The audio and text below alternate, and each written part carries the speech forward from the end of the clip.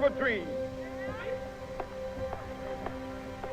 My 4 little children one day live in a nation where they will not be judged by the color of their skin, but by the content of their character. I have a dream today.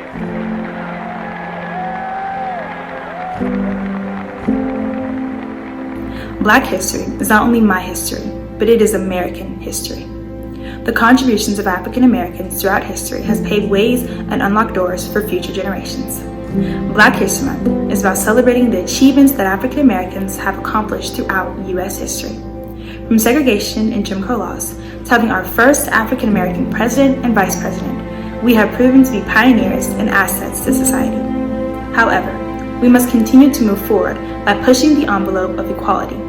We must continue to follow the footsteps of our ancestors, such as Garrett Morgan, whose invention of the 3-position traffic signal, which helped regulate crossing vehicles more safely, and Charles Richard Drew's research and discovery of the effective long-term preservation of blood plasma, which helped save countless lives during World War II. African Americans have placed an enormous stamp on not only American history, but also the American future. Moving forward, we have to strive to work harder on achieving diversity in our society and in every aspect of our lives to obtain a harmonious future. We must remember the sacrifices and lessons of our ancestors and their ancestors and teach our children and their children. We are prominent, we are wanted, we are needed, and we have proven to exceed. Though the road may be narrow, difficult, and overwhelming, we must continue as our ancestors did and thrive. I'd like to end with one of my favorite quotes by one of my favorite African American female poets, Maya Angelou. Bringing the gifts that my ancestors gave, I am the hope and the dream of the slave. I rise, I rise, I rise. Wow. There I go. Happy Black History Year, Bengals. And remember, Black Lives Matter.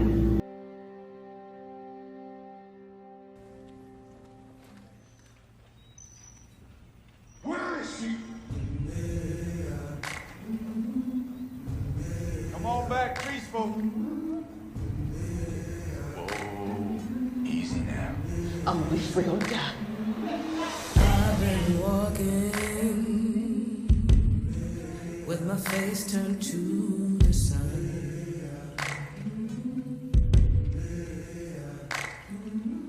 Weight on my shoulders, a bullet in my gun.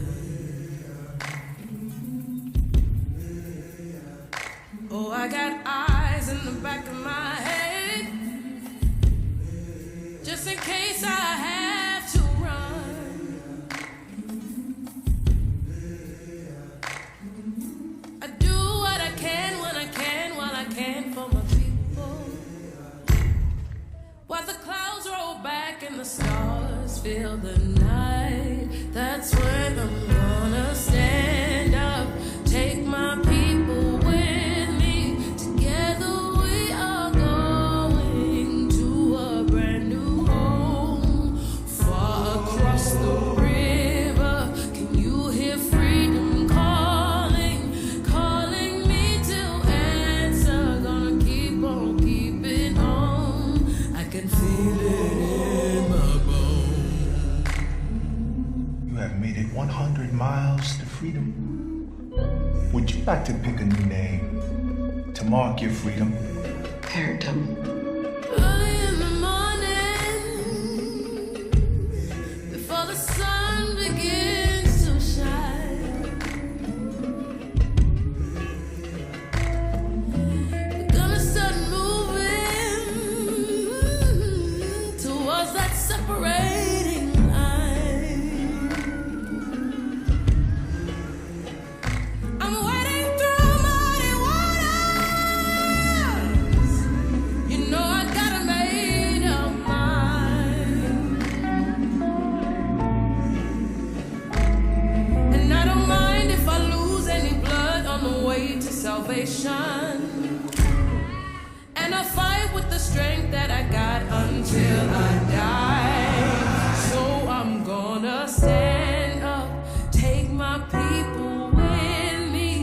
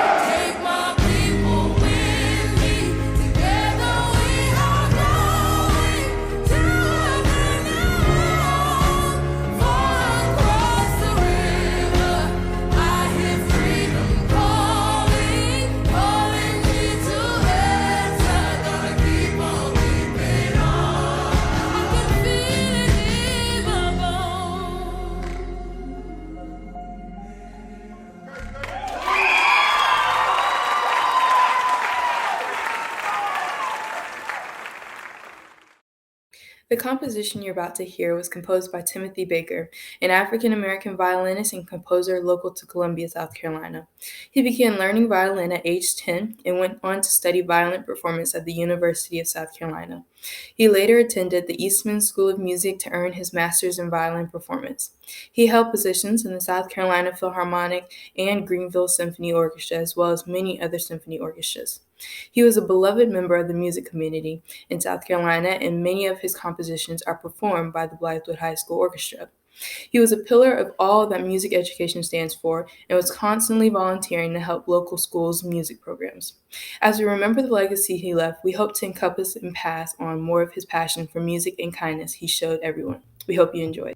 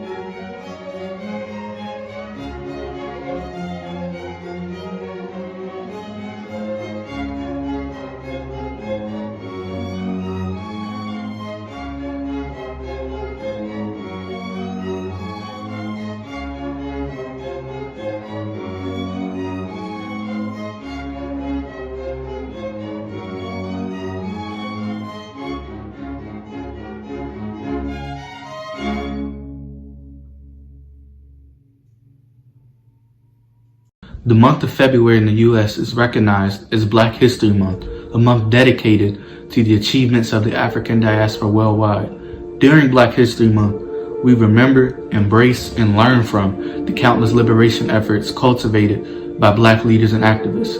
Leaders such as Nat Turner, Stokely Carmichael, Medgar Evers, and Martin Luther King Jr. decided to lead their liberation efforts here in the U.S. Black leaders are also cultivated in other parts of the world. For example, Haile Selassie, the first Ethiopian king, to Marcus Garvey, a Pan-Africanist from Jamaica. The network of the African diaspora has no limits. It is evident that despite systematic disadvantages and setbacks, African people worldwide continue to thrive, excel, and prosper. We must continue to work toward a future that guarantees freedom and security for all African people. The life and legacies of Black ancestors continue to reinforce the sacrifices, teachings, and ideas necessary for our modern society to function. I want to end on a quote from one of my favorite Black activists, Fred Hampton. You can jail a revolutionary, but you can't jail a revolution. Black History Month is more than just a month. It is a revolution. Thank you, and stay safe, Bengals.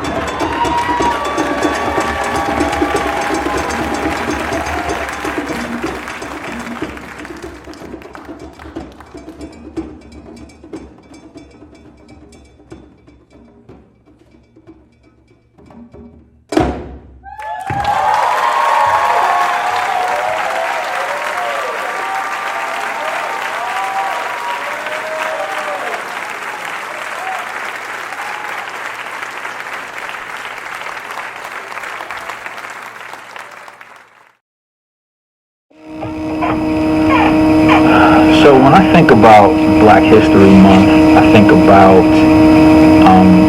and what it means to me. I think about all of the people who came before me, the Mae Jamisons, the Gladys West, the Sidney Poitiers, the Muhammad Alis, the Langston Hughes, all of those different artists, entertainers, and heroes in their own profession, all of those people who came before me, who made sacrifices that I probably could not have made, or I don't think I would have been able to make. The Tuskegee Airmen, the men of the 761st Tank Battalion, those gentlemen, and even the women, who served this country, who were treated like second-class citizens while being willing to sacrifice their entire selves for this country.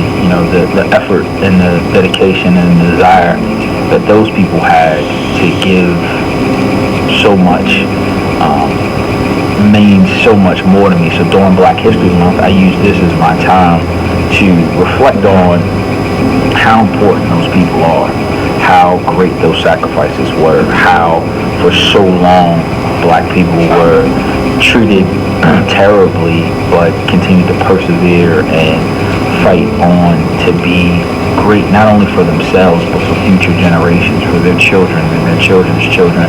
I'm a descendant of people who fought in those wars and who came home to, low pay and no jobs and horrible living conditions and being unable to enjoy the comforts of life. That's what Black History means to me. Black History Month means, being thankful for how much those people have given. And even though it's only 1 month, I try to make sure that I treat it as it's a daily reminiscence, something I think about all the time, how appreciative I am, and how even when I want to stop and I want to quit, I have to keep pushing on for them and for the sacrifices they made on my behalf. I think about some of the people who shaped who I am today. I had an excellent teacher, Mrs. Evelyn King. She shaped my entire thought process on education at a point in time in my life where I wasn't taking it seriously. She was my senior class advisor. She was our African American history teacher. She was a really great influence on my life. Friends, their parents who introduced me to different, more than just the life and the experience in my neighborhood. My parents helped shape my existence, exposing me to different cultures and different things of that nature. But all of these people, no matter how much they showed me outside of my Black existence, they never ever let me forget that I can never compromise or take less or be less of my Black self. I needed to be proud of who I was. I needed to be happy to be who I was, be a great young black man at the time who would grow into try to be a upstanding Black man, raising my family to be, and my children to be as proud of who they are as my parents and my family, my extended family, who they raised me to be. So I guess in a nutshell, Black History Month means to me, it means strength, it means excellence, it means recognizing the beauty that is my culture. And I have to be so thankful for all of those people that I know and those people that I don't know who did so much to help get this person who I am to where I am now.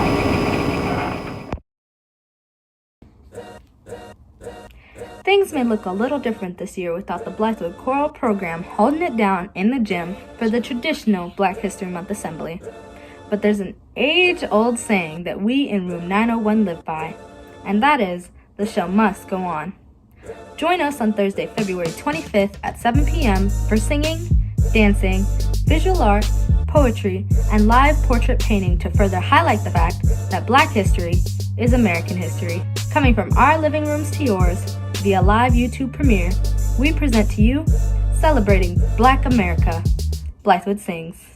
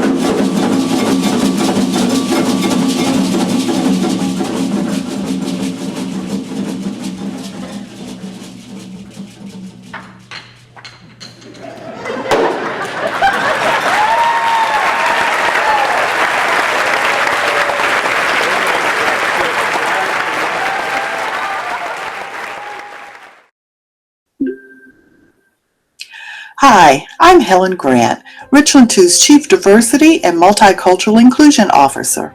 I'm honored to share a few thoughts with you about what Black History Month means to me and about some of the people that have had a powerful impact on shaping who I am. As a Black woman, the celebration of Black history happens all the time. It is the history I know through stories told by my grandparents, uncles, aunts, and parents. It's the legacy of those I knew and of the ones who came before. It is a celebration of accomplishments and achievements in the face of obstacles. It is the sense of pride when a person of color achieves another first, like the first Black and Asian woman to be Vice President of the United States. But it's also the accomplishments of my personal family, up to and including the birth of my first grandchild. As a part of the Richland II family, Black History Month is a time for everyone to remember and celebrate the contributions of Black people. It's not just a time of celebration for Black people, but a time of celebration for all people. The contributions made throughout history by Black people help to mold and shape our nation.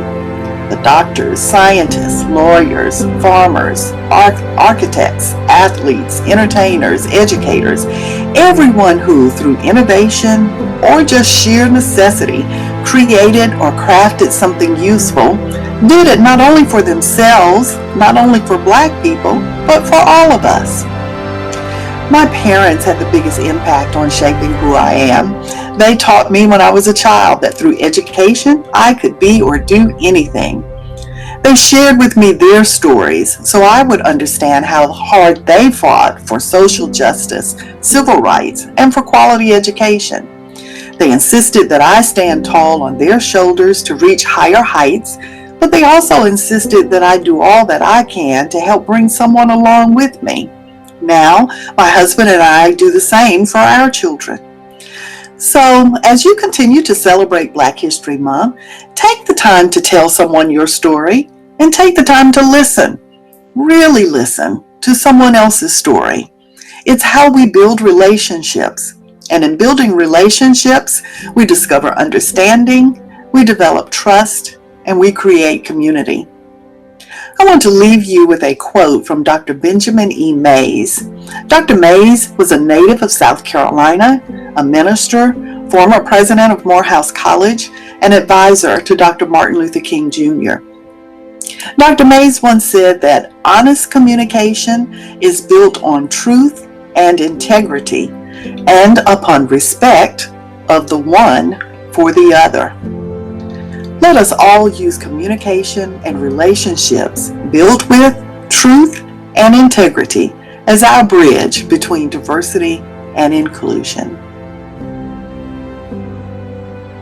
Hello, Bingham Nation. I wish we all could have been here today together. Although we couldn't celebrate this together, this was a Black History celebration for the books. Thank you for our student performers for sharing their time and talent, and thank you to our guest speakers for their inspiring words. Reflecting on Dr. Grant's message, I see and appreciate the contributions of Black Americans in our nation and know that this is a time for all Bengals to celebrate these accomplishments. I challenge us all to share our story and to listen to someone else's story so that we can build relationships together. Thank you for your time, for your attention, as we celebrate Black history today and every day. I am one proud Bengal, and we are Bengal Nation.